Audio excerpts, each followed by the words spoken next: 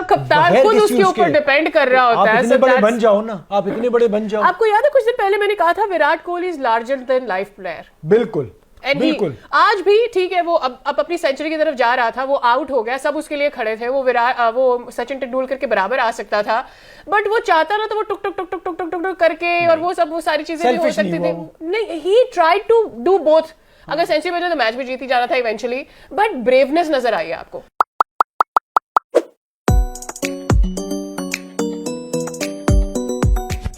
Hello and welcome to लबाड़ा shot. मैं हूं सादिया सैमसन और मैं हूं फवाद मुस्तफा। जनाब, मुझे इस थोड़ी सी ना खुशी नहीं हुई इंडिया के जीतने पर। क्या हो गया भाई? ऐसे जीत गए कि अब मुझे लग रहा है कि वर्ल्ड कप इन्हीं लोगों का है।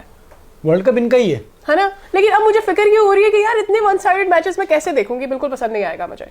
नहीं, वर्ल्ड कप तो अब इंडिया का, ये वाला मैच था। एक न्यूजीलैंड की टीम थी, अब वो भी हार गई है। एनालिसिस जो थे उसको कोहली भाई ने लॉ ऑफ एवरेजेस के तहत मैंने कहा था कि बॉस, बंदा इतने मैचेस के बाद फेल हो जाता है, लेकिन कोहली अब वहां पहुंच चुका है जहां से वो आप मतलब वो फेल ही नहीं होता। वो शेर है ना एक इकबाल का, खुद ही को कर बुलंद इतना कि हर तकदीर से पहले खुदा बंदे से खुद पूछे बता तेरी रज़ा क्या है। तो वो कोहली उस जगह पे पहुंच गया है कि वो इतनी मेहनत उसने की है।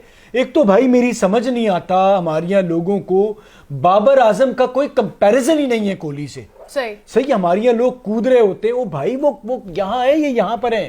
सही, कहाँ राजा भोज, कहाँ गंगू तेली। और एक और भी मैं बताऊं, अगर बाबर आजम ने मेहनत नहीं की और अपने आप को उठाया नहीं और अपने आप को ट्रैक पर नहीं लेकर आए, ये जो आपने डिफरेंस किया ना, ये यहाँ चला जाएगा। नहीं भाई, उसकी वजह ये है और बाकियों का भी नहीं है, क्योंकि कोहली तो बहुत ही ऊपर चला गया है। ऐसा भी नहीं है कि बाबर आजम में पोटेंशियल नहीं है, लेकिन बात ये है कि मेहनत भी होती है ना। सादिया, मैं आपको बताऊं, कोहली का मैं सिर्फ ये कहूंगा कि इंडिया में क्रिकेटर सचिन तेंदुलकर को देख के क्रिकेटर की तरफ आया और क्रिकेट इंडिया में फैली। कोहली जो है वो क्रिकेट को दुनिया में ले गया है। अब दुनिया में कोहली की वजह से क्रिकेट फैल रही है, तो तारीफ उसकी इतनी बनती है। और आप एक और चीज हमारे यहाँ आता है ना कि पैसा आ जाता है, मशहूर हो जाते हैं, वो भाई उसकी मेहनत उतनी बढ़ती जा रही है। और जितने यंगस्टर हमें देख रहे हैं, प्लीज फॉलो करें कोहली को, इसके अलावा कोई फॉलो करने के काबिल ही नहीं है। एक और भी चीज है, वो ये कि जब थोड़ा सा एक बैड पैच आया था विराट कोहली पर, he was unable to produce the numbers जो उससे हम एक्सपेक्ट कर रहे थे, या सब कुछ जो उसके ऊपर तनकीद हुई, और उसके बाद वो थोड़ा डिप्रेशन में भी गया and he did agree to it. और उसके बाद व्हेन ही केम बैक ना, I don't think Virat Kohli has anything to lose anymore. There is nothing to lose. वो देख लिया है उसने जो उसको देखना था, you know, so there is nothing to lose at all from that way. है ही नहीं कुछ। टर्निंग पॉइंट की तरफ जाते हैं और उसके बाद वापस आएंगे।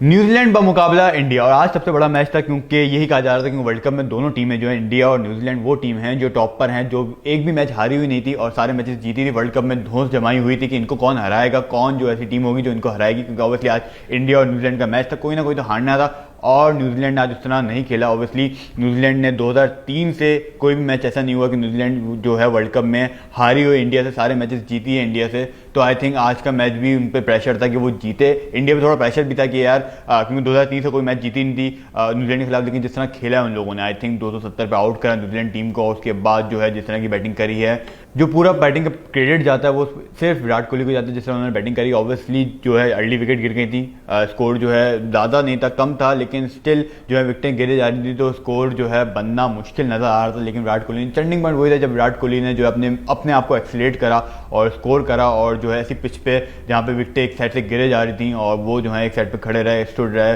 एक्सपीरियंस दिखाया उन्होंने। जडेजा को भी समझाया कि किस तरह खेलना है, किस तरह जो है इस सिचुएशन को टैकल करना है, क्योंकि जितने सालों से वो खेलते हुए आ रहे हैं, हर सिचुएशन उन्होंने देख ली है। इनके लिए ये सिचुएशन जो है एक नॉर्मल सिचुएशन हो गई। जिस तरह हम लोगों ने देखा इस वर्ल्ड कप में भी उन्होंने 3-4 मैचेस में सर्वाइव करा है, मैच को मुश्किल कंडीशन से निकालकर मैच जितवाया भी है। तो आई थिंक आज भी उन्होंने वही काम करा। टर्निंग पॉइंट पूरे मैच का वही था जब उन्होंने 95 पे आउट हुआ। आई थिंक हाँ, वो सेंचुरी हम मिस करेंगे कि आज वो सेंचुरी हो सकती थी, लेकिन मुझे लगता है कि वो सेंचुरी करीब करीब है कि सचिन तेंदुलकर का जो है रिकॉर्ड बराबर करते हैं। 48 सेंचुरी इनकी है, 49 सेंचुरी उनकी थी।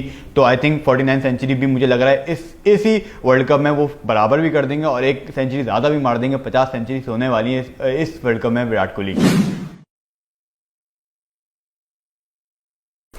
तो ये था टर्निंग पॉइंट, बट आपने कभी सोचा है कि Virat Kohli had been a captain, लेकिन उसके बाद उसे कैप्टनसी से हटाया गया, तो उसने कोई अपनी लुच नहीं फ्राई की बीच में? ही थॉट ठीक है जी, निकाल दिया, कोई बात नहीं, I'll play as a player, and he focused specifically on that only. नहीं, ये पाकिस्तान में नहीं, हमें बहुत शौक है, हम ना क्लास के मॉनिटर, कप्तान, हम सब स्कूल के हेड बॉय, हम आम आदमी ना रहना नहीं चाहते, हम समझते हैं ओहदा। सही, आपका ओहदा क्या? अच्छा, ये दुनिया में एडमिन मैनेजर होता है, एडमिन ऑफिसर होता है, ये सीनियर एडमिन ऑफिसर बना देते हैं। अब मैं अक्सर टीवी पे जाता था कि जी सीनियर एनालिस्ट है, मैंने कहा भाई क्रिकेट एनालिस्ट है यार, सीनियर क्यों बना रहा है? तो ये हम पाकिस्तानी की प्रॉब्लम है कि हमें ओहदा चाहिए। ओ भाई, इतना बड़ा वो प्लेयर है, कप्तान, और सबसे बड़ी बात ये कि वो अपने मुल्क को जितवाना चाहता है। उसका कप्तान खुद उसके ऊपर डिपेंड कर रहा होता है। आप इतने बड़े बन जाओ ना, आप इतने बड़े बन जाओ। आपको याद है कुछ दिन पहले मैंने कहा था Virat Kohli is larger than life player? बिल्कुल बिल्कुल। आज भी ठीक है, वो अब अपनी सेंचुरी की तरफ जा रहा था, वो आउट हो गया, सब उसके लिए खड़े थे, वो सचिन तेंदुलकर के बराबर आ सकता था, बट वो चाहता ना तो वो टुक टुक टुक टुक टुक टुक टुक करके और वो सारी चीजें भी हो सकती थी। नहीं, he tried to do both. अगर सेंचुरी बजे तो मैच भी जीती जाना था इवेंचुअली, बट ब्रेवनेस नजर आई आपको। बट सादिया, कल मैं बात कर रहा था, जो गलती भी अपनी मान लेनी चाहिए कि आपके एनालिसिस गलत हो, कि न्यूजीलैंड का एक ऐसा मैच है, पांड्या भी नहीं है, मैच फंसेगा, ऊपर वाले भी आउट हो गए, लेकिन मेरे एनालिसिस बेसिस ये था कि कोहली शायद ना चले, कोहली चला, गेम खत्म।